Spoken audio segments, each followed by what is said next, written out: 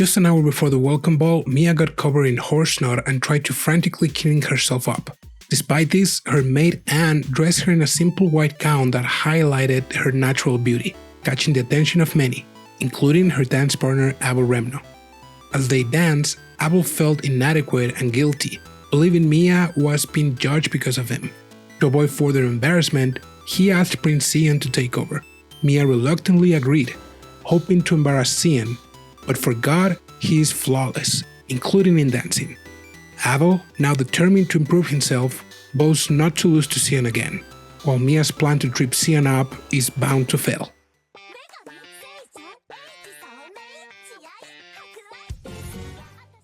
Even though Mia said she was going to make Prince Sion fall, she didn't intend to do anything obvious like tripping him. While she certainly had the skills to pull it off, a quick kick to the shins could be easily disguised as a careless misstep. However, that is only if her dress was longer. It would be difficult to hide it with the short skirt of the current dress. In the first place, Mia does not intend to behave aggressively toward Sion to begin with. Outright hostility would obviously rouse his ire, and an angry Sion seemed like the exact kind of thing that would make the next dance partner to be Guillotine-kun. Besides, I wouldn't need to. I'm sure he won't be able to keep up with my all-out dance moves. If I don't hold back, he'll end up tripping all over his own 2 feet trying to keep up, she thought, figuring Sion couldn't hold a candle to her. Oh, I can see it now. Your futile attempt to keep up with me, your spectacular fall, and the embarrassment of face planting in front of everyone. Simply sublime. It was the perfect plan, at least in Mia's mind. And the result? Well, color me surprised. I was expecting to waltz with a fledgling, but I found myself tangoing with the swan. With a brisk smile, Sion glided across the floor with her, his steps smooth and confident. How is this happening? One half of her brain was dedicated to maintaining the complicated footwork of their dance, while the other half tried desperately to hold back a scream. Round and round she went, weaving and twirling like a fairy in a meadow. Every time she passed the window, moonlight bounced off her pearlescent skin, and she glowed with a celestial aura. The people who were enjoying their dances slowed to a halt one by one. Before long, Mia and Sion were the only ones dancing. Soon after she started dancing like that, those who were making fun of her continued, saying that it was just because Sion was a good lead. Within seconds, they were forced to shut up. Amongst the nobility, it was common knowledge that it took two to dance. If only one of them was a brilliant dancer, they would be merely spinning around. A brilliant dance that fascinates the audience can only be realized when both of them are highly skilled. Mia's body spun, graceful and weightless. She moved freely to the side, where Sion's arm was already lying in wait, and felt a push on her back, gentle but firm. It placed her back onto her feet, with just enough momentum to launch her into the next sequence of steps. His dancing was graceful and smooth. He led with a soft touch and an elegant posture. The way he caught her in his arms felt so much like a tender embrace that Mia couldn't help but feel a flutter in her heart. Moons have mercy. How terribly dreamy. No dreamy. This is the last person I should be dreaming about. As Mia struggled to keep her inner fangirl in check, her wandering eyes found a familiar figure in a corner of the room. Oh my, isn't that Prince Abel? She saw Abel heading towards the bar counter holding 2 glasses. Looking at the empty glass in his hands, Mia couldn't help but feel a wave of warmth in her heart. He's a very kind person. Eventually, the music came to a stop and the number ended. Mia gracefully bowed while holding the hem of her skirt into an elegant curtsy. Well now, if possible, I would like you to accompany me for another number. A quieter one this time. What do you think, Your Highness? I'm terribly sorry, Prince Sion, but I must decline. Surely you're aware that there is someone else who would be a more suitable partner for you. She meant it as a thinly veiled insult. Nice try, pretty boy, but you aren't good enough for me. It was really just her being a sore loser, though. Then she gave a quick curtsy and walked away, leaving Sion blinking in stunned silence. Prince Abel! Looking up, Abel was a little surprised when he saw Mia coming over. She and Sion had made such a perfect pair that he thought for sure they would dance at least 2 or 3 more numbers together. Regardless, now that she was here, he picked up one of his 2 glasses, now filled, and handed it to her with a smile. Ah, welcome back, Princess Mia. You are brilliant on the floor. Oh my, thank you. How flattering of you. The sight of Mia's bashful smile proved too much for him to handle, and he had to avert his eyes. Still, I have to say, I'm just no match, huh? What was that? It pains me to admit it, but I can't bring out your charm like him. He was determined to not lose next time. Faced with the overwhelming difference in ability made his resolve to falter and feel like he had already lost. Reality is a cruel mistress. In response, Mia brought the glass of juice to her lips and said without making a mention of Sion, I appreciate the drink. It's cold and very tasty. Thank you very much. You're a kind and thoughtful person, Prince Abel. If you thought I was going to get a drink only for myself, I'd be disappointed. That's not it. You said the dance was intense and went back to replace it, right? When she pointed this out, Abel opened his mouth in surprise. Yes, Abel went to get a drink as soon as the dance started, but when he saw Mia dancing, he thought it would be better to have something cold, since she would feel hot. Prince Abel, please do not disparage yourself. You're a wonderful person in your own way. Mia's words were spoken with genuine kindness, unmarred by her usual pettiness and falsity. She truly meant what she had said.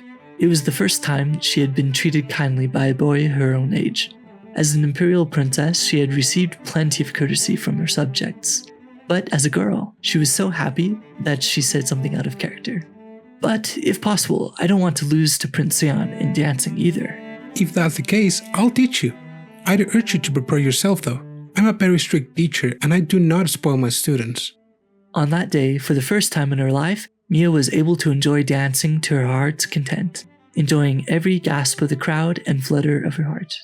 Now, let us rewind the clock a little.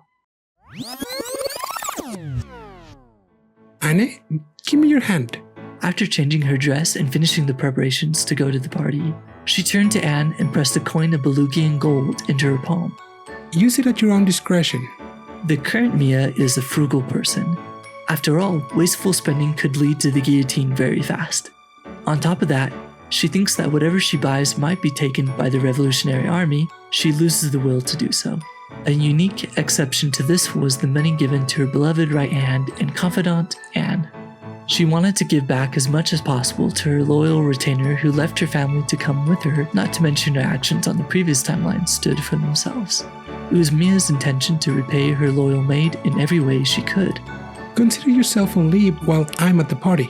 You can stay in the dormitory or go into town. Feel free to do whatever you wish.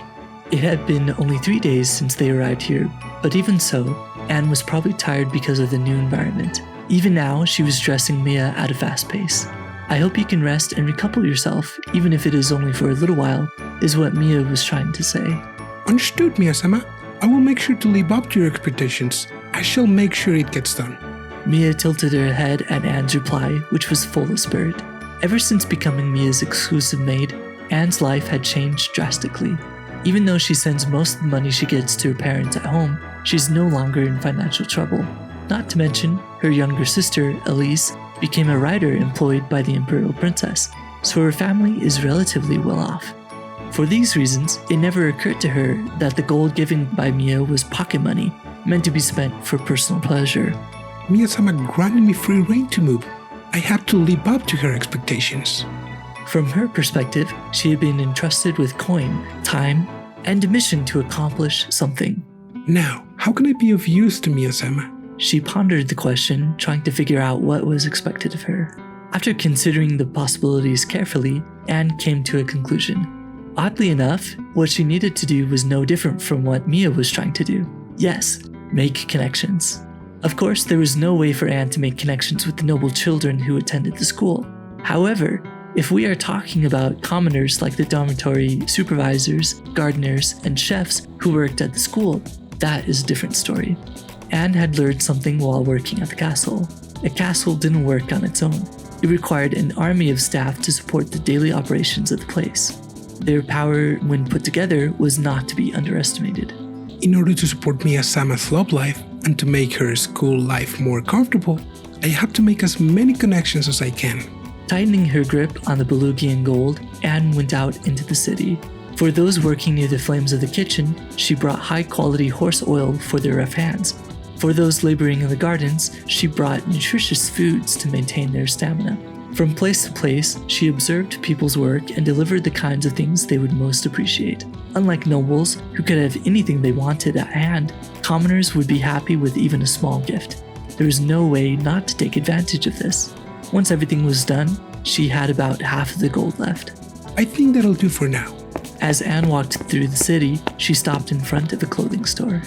Wow, it's so beautiful. There was a dress on display. The dress exuded a soft and elegant charm, reminiscent of a delicate sunrise. It was bathed in warm, buttery yellow that cascaded gracefully from the puffed sleeves to the flowing skirt, evoking a sense of warmth and light. The bodice was adorned with gentle ruffles that framed the neckline, adding a touch of vintage romance to the design. A soft bluish-pink rose, artfully crafted and placed at the waist, serves as a centerpiece of the ensemble, its petals unfurling in perfect harmony with the gentle curves of the dress. The combination of the pale yellow and subtle pink accents creates a harmonious balance, giving the dress a dreamy, ethereal quality that is both timeless and enchanting. It is a beautiful dress, but I think it might be a little big for Miya-sama. She glanced at the price and found it was the exact amount she had at hand, which made her feel a little uneasy, but in the end, she walked past the store. Upon returning to the academy, Anne let out a short sigh. It will take about 2 more hours until the party ends. She thought about going to her room to rest for a while, but when she passed by the courtyard, the sight of a girl there gave her pause. Huh? The girl kept looking this way and that, as though she was frantically searching for something. Her breaths were uneven, and she seemed to be on the verge of tears. She had silver hair that stretched to her waist, and her light brown skin glowed with health. These were the characteristics of the Lulu tribe, an ethnic minority of the Tearmoon Empire. But more than that, Anne recognized the girl. If I remember correctly, you are with Tiona-sama's. She was the maid-in-waiting to Tiona, daughter of the Rudovan family. They were the ones being bullied by the noble girls on the day Mia and Anne arrived at St. Noel Academy. Is something wrong? When Anne spoke to her, the girl shook her head with a troubled look and replied in broken continenta. Please, Tiona-sama. Trouble. Help. Please. Leora Lulu, a member of the Lulu tribe, a small tribe living in the forested area of the Tearmoon Empire. Regardless of her maid skills, she's still not good at speaking the continent's language, continenta, that alone would disqualify her from being brought to St. Noel Academy. Nevertheless, she was selected. The reason, unfortunately, was nothing inspiring. It was due to the sheer lack of competition. For the Rudovan family, who have a poor financial situation, sending their daughter to the academy is already a hard endeavor. According to the policy of Rafina, daughter of the Duke of Beluga, the school's doors are open not only to rich and important nobles, but also to the poor and weak ones. Therefore, attending the school itself is possible. However, they offer no financial assistance. They couldn't afford to have an experienced maid with a high salary accompany Tiona. There was, however, one more reason why she was chosen. Leora, don't hurt yourself. Leora looked up to find that Tiona had poked her head out the window above. Tiona-sama, do not lean. That is dangerous. Saying that, Leora glanced down at the hard ground. It was a long way down. If she fell, she probably wouldn't be getting back up. The two of them had been locked up in a place known as the Stargazing Room, which is on the top floor of the tower that rose from the north side of the school building. Being the highest location within the academy grounds, once its only door was barred, getting out was close to impossible. Although there were windows, the people who locked them in probably didn't think they would be able to escape through them. What they didn't expect, however, was the presence of Leora. Born and raised in the forest, the Lulus had extremely high physical abilities. For them, who often pursue their prey along the forest and can climb trees with ease, height is not an obstacle. Leora quickly climbed down the wall and smoothly reached the ground. Shortly after, she called out to Anne, the first person she saw. Tiona-sama, trapped. Trapped? What do you mean? By who? Anne couldn't believe the words that were coming from Leora's mouth. She wondered for what. I not know. I escaped. Please, help. Tiona-sama, I beg. I understand. I'll do what I can to help. To Anne's great surprise, she immediately heard the sound of her own voice. She meant to hesitate, but the words had left her first. I answered without any hesitation at all. She never thought she would act like that one day, but she knew exactly why she had done it. Mia-sama granted me free rein to move. I have to act in a way that would not bring her shame. She thought of her little master, her overflowing kindness, and her strong sense of justice. In doing so, she felt a growing conviction that if Mia were here, she would undoubtedly have done the same. This conviction allowed her to answer without hesitation. For the record, her assumption was actually correct. If Mia were here, she would have acted to save Tiona. Overflowing kindness and strong sense of justice, in addition to being figments of Anne's imagination, were, of course, completely irrelevant. Mia's real motive was simple. She was a chicken. That's all there is to it. Fearing the ever-looming threat of the guillotine, she couldn't possibly ignore such pleas. Furthermore, the thought of betraying her loyal maid's expectations would weigh too heavily on even her feeble conscience. So she would have no choice but to swallow her reservations, grit her teeth, and curse the sardonic whims of fate as she went to help her mortal nemesis. In that moment, the minds of master and servant truly became one.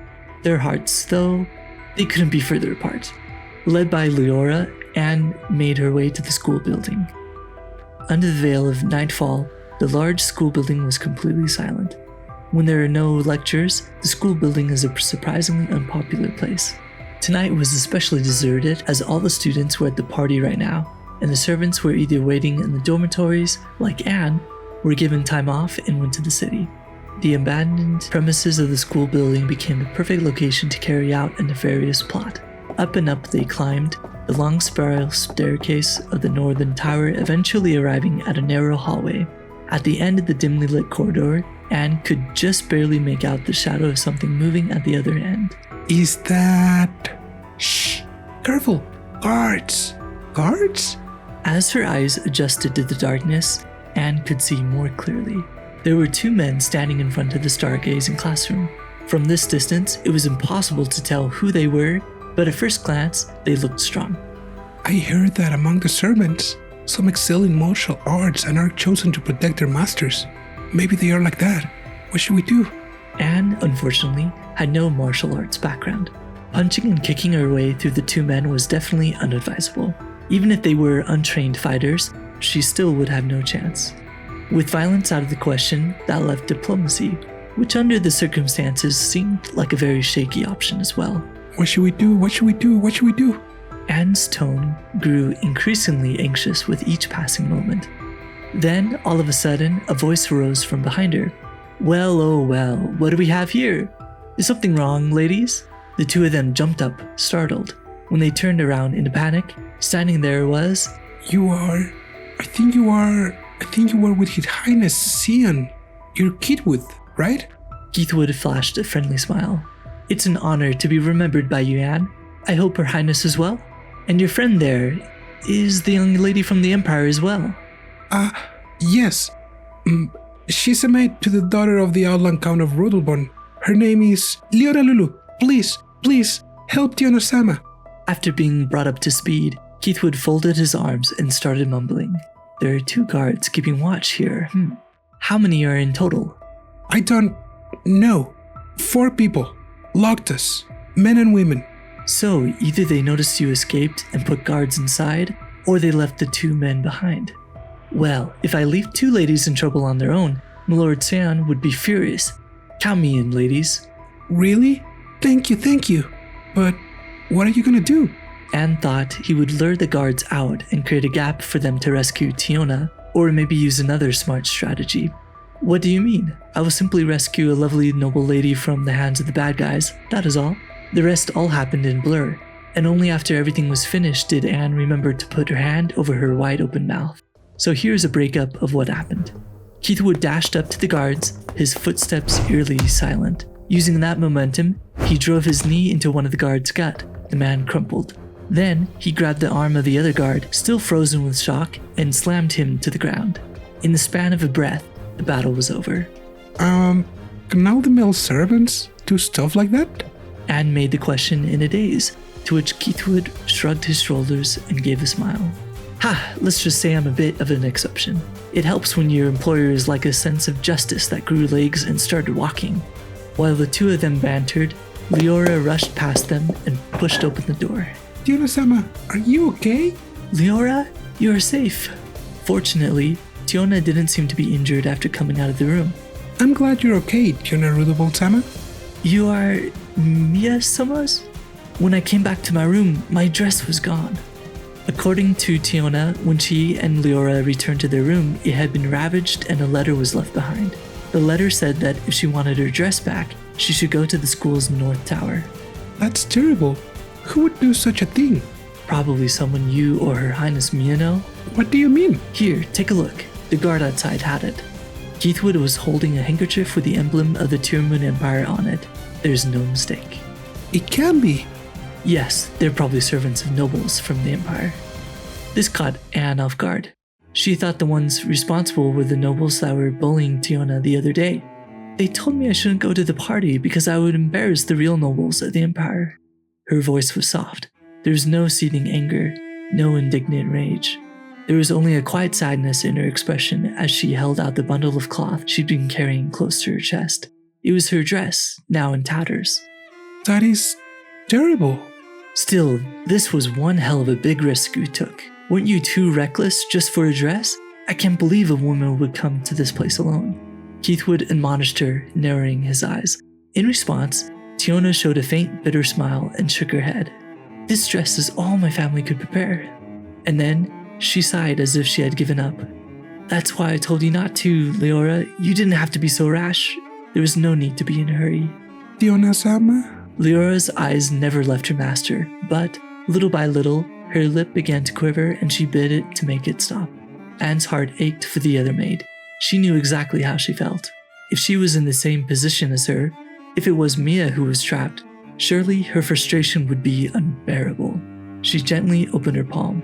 In it was the leftover money Mia had entrusted to her, and without a second thought, she handed the money to Leora. Leora, please go to the store in the main street in town and buy the dress display there. Here's the money.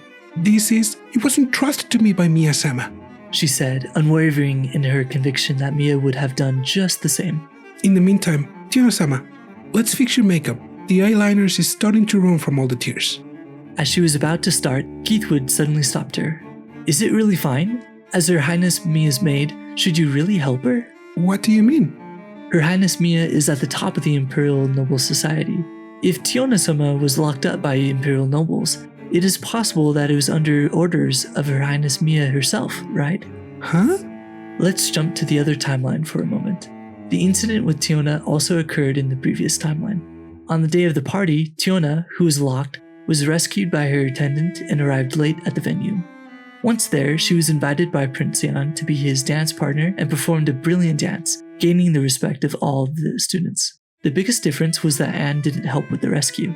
The maid that Mia brought with her was the third daughter of a noble from the capital. Although she listened to Mia, she was never a hard worker, and by the time everything happened, she was having a tea party with her friends. Tiona's rescue was therefore carried out by only Leora and Keithwood. And about the ruined dress, they turned to the school's president, Rufina.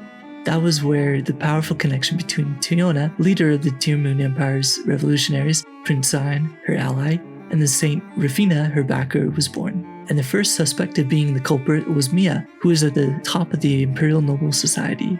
When Mia found out about that, she didn't do much to clear up the suspicions. She didn't really care about what happened to the daughter of a countryside noble, nor did she care about the suspicion that was cast on her. It was normal for nobles to oppress commoners, and in the same way, there was nothing wrong with a noble from the capital to oppress a noble from the countryside. It is hard to determine when the spark of the Imperial Revolution was born. Some say it was due to famine, others mention the tyranny of the major nobles, or the incompetence of the emperor. However, if we ask when the guillotining of the Imperial Princess Mia was set in place, we can say that it started with this very incident. History was already sweeping Mia up in its powerful currents, pushing her steadily toward the guillotine. Faced with the mighty torrent that was surging toward the cliffs of oblivion, Anne stood boldly in its path. You think Mia-sama is the culprit? As if. What are you even talking about? That's the most ridiculous thing I've ever heard. The story was so absurd that she started laughing instead of getting angry. Keithwood-san, stop joking around. Not even a shred of doubt, huh? Keithwood was impressed by Anne's reaction. I see the princess as a firm grip on the hearts of her attendants. In fact, Keithwood didn't believe Mia was the culprit, but still, just in case, he said that to see Anne's reaction. Keithwood-san, I don't think Mia-sama would do something like that either. Noted. If the victim herself believes as much, then let it be so. He shrugged his shoulders, then noticed that Anne was fidgeting as if she had something to say.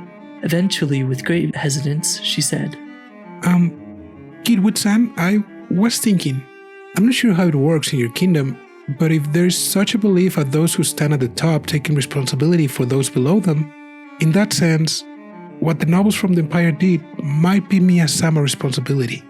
This line of reasoning was, by the strangest coincidence, the same logic that made Rufina despise Mia in the previous timeline. Rufina didn't think Mia was the direct culprit. She was just disappointed that Mia, who was in a position to condemn their cowardly actions toward the weak, tolerated it instead. She was unqualified to be a ruler. That is why Mia could never become Rufina's friend, because she had been branded as unqualified. That's why, at the risk of overstepping, I would like to take responsibility for the incident on behalf of Mia-sama. As her aide and assistant, my duty is to do as she wills. I must act as if I were her arms and legs. I'll make sure that Tiona-sama gets to the venue if it's the last thing I do. In a passionate speech, Anne proudly declared herself to be Mia's proxy, her arms and legs. Which for Mia herself though, it would have been nothing short of horrifying, considering her limbs had apparently grown a will of their own and were now in the process of helping her mortal nemesis. Tiona-sama, please sit down.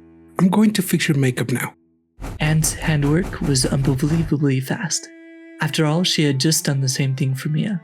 Thinking about it properly, you could say she had used her own master as a guinea pig.